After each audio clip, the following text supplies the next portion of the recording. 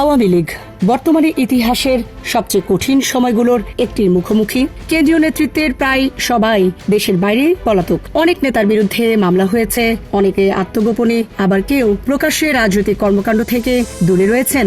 এই বাস্তবতায় আওয়ামী লীগের সামনে এখন সবচেয়ে বড় প্রশ্ন, দলের ভবিষ্যৎ নেতৃত্ব কি হবে।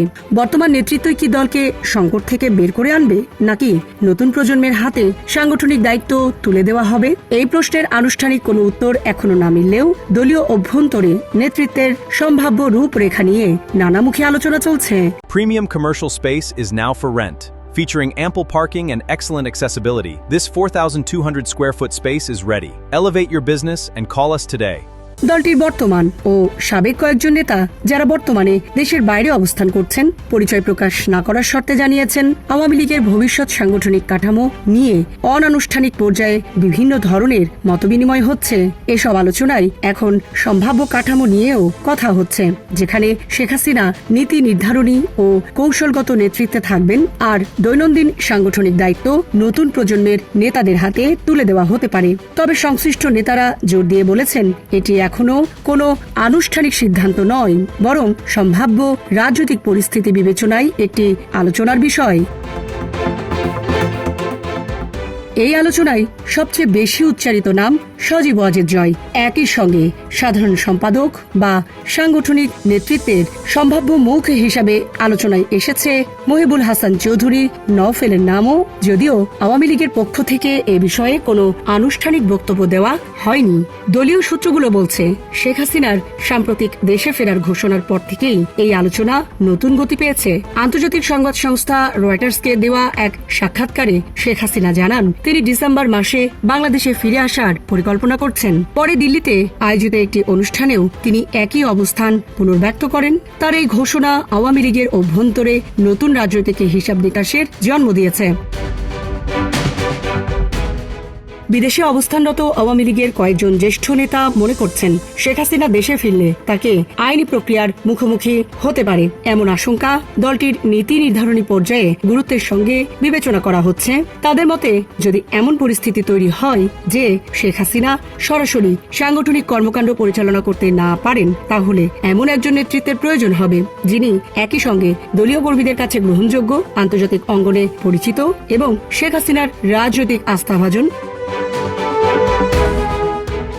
এই প্রেক্ষাপটেই সবচেয়ে বেশি আলোচনায় আসছে সজীব ওয়াজেদ জয়ের নাম। দীর্ঘদিন ধরেই আওয়ামী লীগের নীতি নির্ধারণী পর্যায়ে গুরুত্বপূর্ণ ভূমিকা পালন করেছেন জয়। আওয়ামী লীগের একটি অংশ মনে করে, বর্তমান বাস্তবতায় বিদেশে অবস্থানরত নেতাদের সঙ্গে সমন্বয়, আন্তর্জাতিক মহলের সঙ্গে যোগাযোগ এবং দলের রাজনৈতিক অবস্থান তুলে ধরার ক্ষেত্রে জয় গুরুত্বপূর্ণ ভূমিকা রাখতে পারেন। আওয়ামী লীগের আরেকটি অংশের নেতারা মনে করেন, একটি গণভিত্তিক রাজনৈতিক দল পরিচালনার জন্য শুধু আন্তর্জাতিক পরিচিতি বা পারিবারিক উত্তরাধিকার যথেষ্ট নয়। আওয়ামী লীগের সবচেয়ে বড় শক্তি তার তৃণমূল সংগঠন। জেলা, উপজেলা, ইউনিয়ন ও ওয়ার্ড পর্যায়ের দীর্ঘদিনের সাংগঠনিক অভিজ্ঞতা ছাড়া এত বড় সংগঠন পরিচালনা করা কঠিন। তাদের মতে, নেতৃত্ব নির্বাচনের ক্ষেত্রে মাঠের অভিজ্ঞতা এবং কর্মীদের সঙ্গে দীর্ঘদিনের সম্পর্কও সমান গুরুত্বপূর্ণ। এই গ্রুপের পেছনে কলকাঠি নাড়ছেন শেখ রেহানা। তিনি ওবায়দুল কাদেরের মতো নিজের কোনো পছন্দের নেতাকে দায়িত্ব দিতে চান। এই কারণেই আলোচনায় এসেছে মহিবুল হাসান চৌধুরী নওফেলের নাম।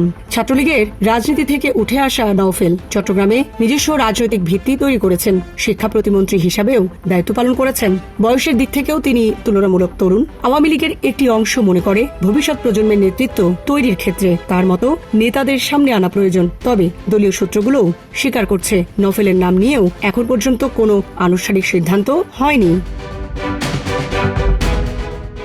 আওয়ামী লীগের কয়েকজন সাংগঠনিক নেতা মনে করেন, দলটির ভবিষ্যৎ কাঠামো এমন হতে পারে যেখানে অভিজ্ঞতা ও তরুণ নেতৃত্বের মধ্যে ভারসাম্য রাখা হবে। তাদের ধারণা অনুযায়ী শেখ হাসিনা নীতি নির্ধারণী পর্যায় থেকে রাজনৈতিক দিক নির্দেশনা দিতে পারেন, জয় কৌশলগত নেতৃত্বের দায়িত্ব নিতে পারেন এবং নওফেলের মতো নেতারা মাঠ পর্যায়ে সাংগঠনিক কার্যক্রম পরিচালনা করতে পারেন। তবে এই ধারণাও এখনো কেবল আলোচনা পর্যায়েই রয়েছে। দলীয় অভ্যন্তরীণ আলোচনায় ভারতের জাতীয় কংগ্রেসের সাংগঠনিক কাঠামোর উদাহরণও উঠে এসেছে বলে কয়েকজন নেতা জানিয়েছেন। তাদের মতে কংগ্রেসে দীর্ঘ সময় সোনিয়া গান্ধী নেপথ্যে থেকে গুরুত্বপূর্ণ রাজনৈতিক সিদ্ধান্তে ভূমিকা রেখেছেন আর প্রকাশ্য সাংগঠনিক দায়িত্ব পালন করেছেন অন্য নেতারা। আওয়ামী লীগের ক্ষেত্রেও অনেকে এমন একটি কাঠামোর সম্ভাবনা নিয়ে আলোচনা করছেন। তবে রাজনৈতিক বিশ্লেষকদের মতে ভারত ও বাংলাদেশের রাজনৈতিক বাস্তবতা ভিন্ন, ফলে এই তুলনাকে কেবল সাংগঠনিক উদাহরণ হিসেবেই দেখা উচিত। রাজনৈতিক বিশ্লেষকদের মতে আওয়ামী লীগের সামনে এখন শুধু নেতৃত্ব পরিবর্তনের প্রশ্ন নয়, আরো বড় প্রশ্ন হল সংগঠনকে কিভাবে পুনরুজ্জীবিত করা হবে। ক্ষমতার বাইরে থাকা অবস্থায় দলটির জন্য সবচেয়ে বড় চ্যালেঞ্জ হল সাংগঠনিক কাঠামো সচল রাখা, তৃণমূলের সঙ্গে কেন্দ্রের যোগাযোগ বজায় রাখা, কর্মীদের মধ্যে আস্থা ফিরিয়ে আনা এবং দেশে ও দেশের বাইরে অবস্থানরত নেতাদের মধ্যে কার্যকর সমন্বয় গড়ে তোলা। বিশ্লেষকদের মতে এই 4টি ক্ষেত্রে দৃশ্যমান অগ্রগতি না হলেও কেবল নেতৃত্ব পরিবর্তনের মাধ্যমে সংকট কাটানো সম্ভব হবে না। কারণ আওয়ামী লীগের বর্তমান সংকট শুধু সাংগঠনিক নয়, এটি একই সঙ্গে রাজনৈতিক, আইনি এবং কৌশলগত। তারা আরো মনে করেন ভবিষ্যৎ নেতৃত্ব নির্ধারণের ক্ষেত্রে কয়েকটি বিষয় বিশেষভাবে গুরুত্বপূর্ণ হয়ে উঠবে।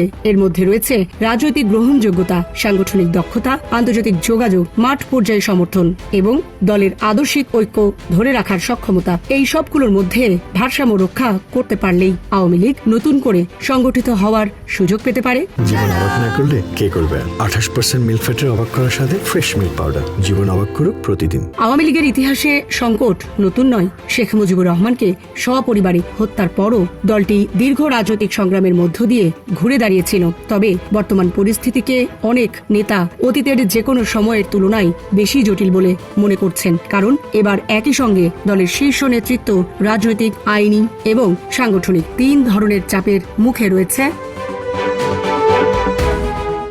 সামরিনা প্রীতি, ঢাকা এক্সপ্রেস।